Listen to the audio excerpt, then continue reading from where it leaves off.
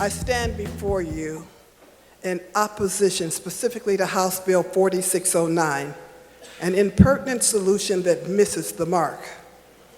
The question before us today is, why are we continuing to ignore a very real fiscal reality?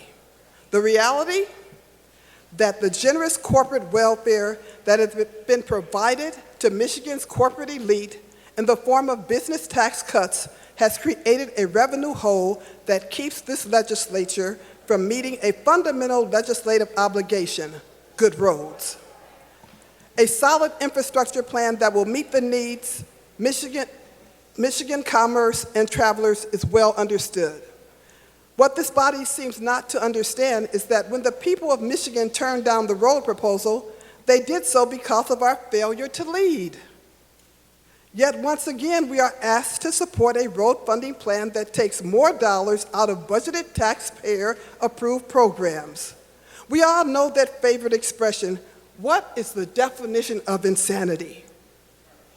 Keep doing the same things and expect different results. So why are we again being asked to repeat from the mixed strategy? And what is one of the things I find most egregious that we are taking from the mixed? The earned income tax credit. Once again, we are asking those who have the least to be contributors to those who are trying to be contributors to our economy and improve their family conditions to sacrifice so that we don't have to ask the corporate elite to pony up and begin to pay their fair share.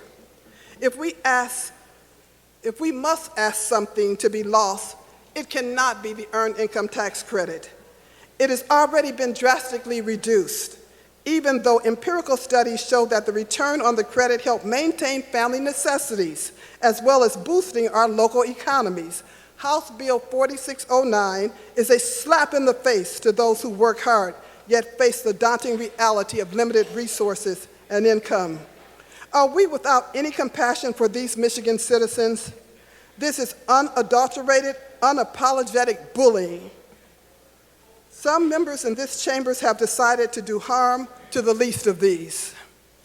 If we do not have the fortitude to look each other in the eye and look the corporate elite in the eye and say enough is enough, then we don't deserve to be representatives of the people of Michigan. My question to each of you is, when do we stop kowtowing to the corporate elite and harming those with the least? And when do we lead? When are we going to be strong enough to say that the burden of improving our roads should not fall on those who are doing everything in their power to do the right thing, already struggling at the bottom?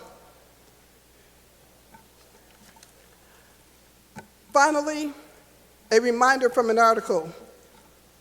The earned income tax credit, first proposed in the 1970s, was signed by President Gerald Ford.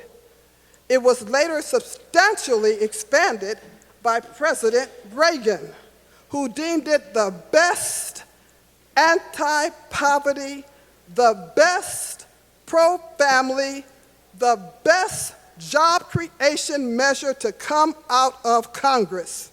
End of quote. We are better than this, colleagues.